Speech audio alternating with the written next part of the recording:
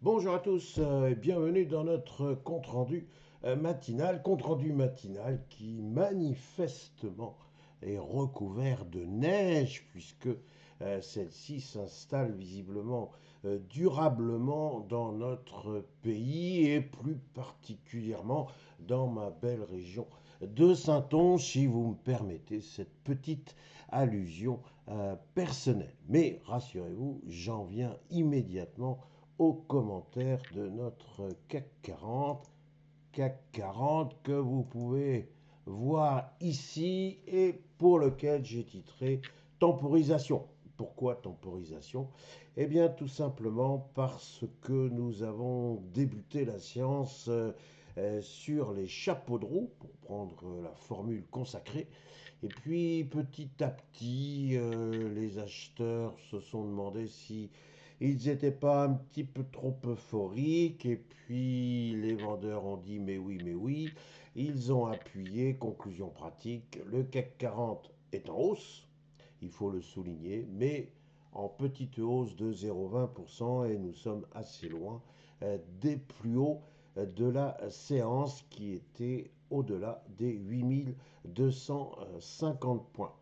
Alors cette temporisation, elle s'explique par le fait que il faut digérer ces événements euh, internationaux, événements évidemment, qui touchent le Venezuela. On aurait pu craindre qu'effectivement les investisseurs prennent un peu peur, qu'ils n'aiment pas cette forme d'instabilité naissante. Et pourtant, il semblerait que finalement, ce n'est qu'un haussement d'épaules. Oui, bon, bah, le Venezuela a perdu son dictateur. Mauvaise chose, bonne chose. Chacun y va de son opinion. Est-ce que M. Trump devient à son tour un véritable dictateur?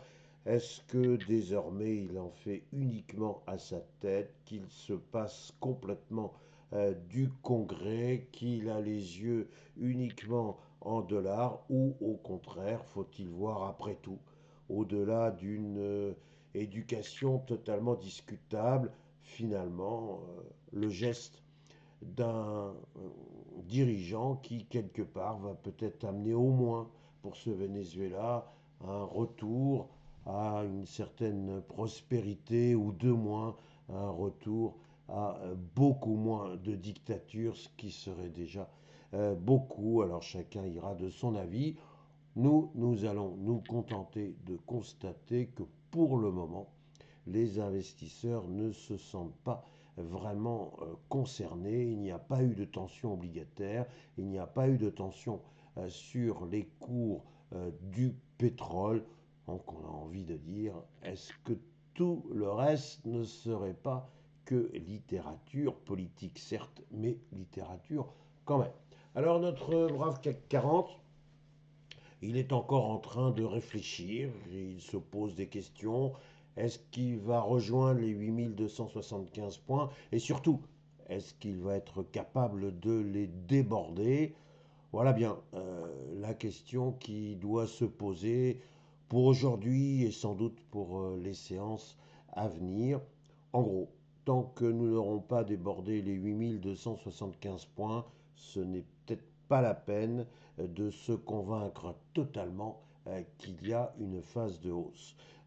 Il faut effectivement constater ce qui va se passer au niveau de la résistance et il est bien probable aussi que nous ayons ce qu'on appelle dans notre jargon une latéralisation, à savoir un enfermement entre 8100 points globalement et 8275 points, voire 8300 points. Voilà où nous en sommes pour notre CAC 40. Alors si maintenant j'en viens à notre S&P 500, eh bien notre S&P 500, j'ai titré pour lui que c'était un non-événement. Pourquoi un non-événement? Parce qu'encore une fois, ce qui s'est passé au Venezuela aurait pu provoquer des remous.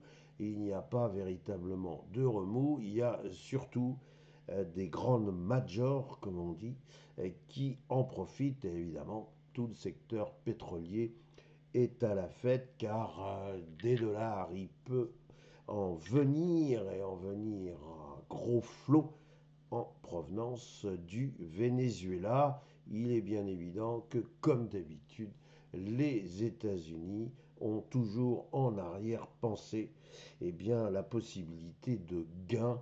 Et effectivement, on peut discuter là encore sur le fait de savoir si c'est le pétrole qui était convoité, si c'est une protection des États-Unis contre la drogue, est-ce que c'est un altruisme forcené qui pousserait les États-Unis à venir sauver le soldat Venezuela. Encore une fois, chacun son opinion. Les opérateurs sont des gens pragmatiques, je le répète très souvent, et ce pragmatisme consiste à venir dire qu'après tout, c'était pas une mauvaise chose du tout, cet enlèvement, ce kidnapping, comme vous voulez, de président Maduro. Et donc, il y a la possibilité pour le S&P 500 de rejoindre doucement mais sûrement sa résistance des 6 945 points. Vous aurez noté qu'il y a une belle similarité entre le parcours du CAC 40 et le parcours du S&P 500. Ce dernier est incontestablement inscrit dans un très beau canal haussier qui, encore une fois, attend de savoir si, avec 6 945 points, on y met un terme, même momentané, ou si, au contraire, en débordant les 6 945 points, on va s'offrir ce que l'on appelle une nouvelle jambe de hausse. Alors, figurez-vous qu'aujourd'hui, il n'y aura pas véritablement d'indicateur économique majeur. Il y a bel et bien les PMI, mais en fait, tout le monde attend pour la fin de la semaine les chiffres de l'emploi américain.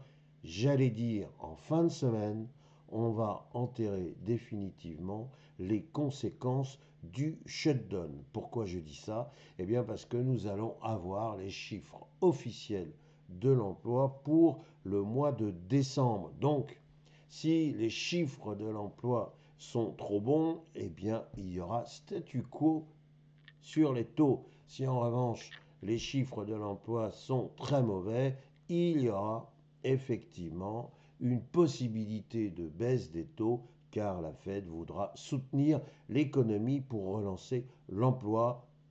Finalement, c'est un raisonnement assez binaire qui nous attend et ce raisonnement binaire, c'est lui qui va nous permettre de savoir si oui ou non on déborde ces fameux 6 945 points. En attendant, on va digérer tout doucement euh,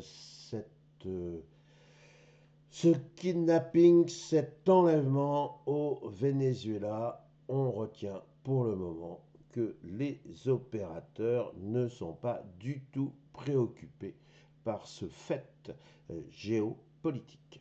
Voilà quelles sont mes réflexions du jour. Il me reste à vous souhaiter une excellente séance. Faites attention, on peut glisser. Voilà, à bientôt.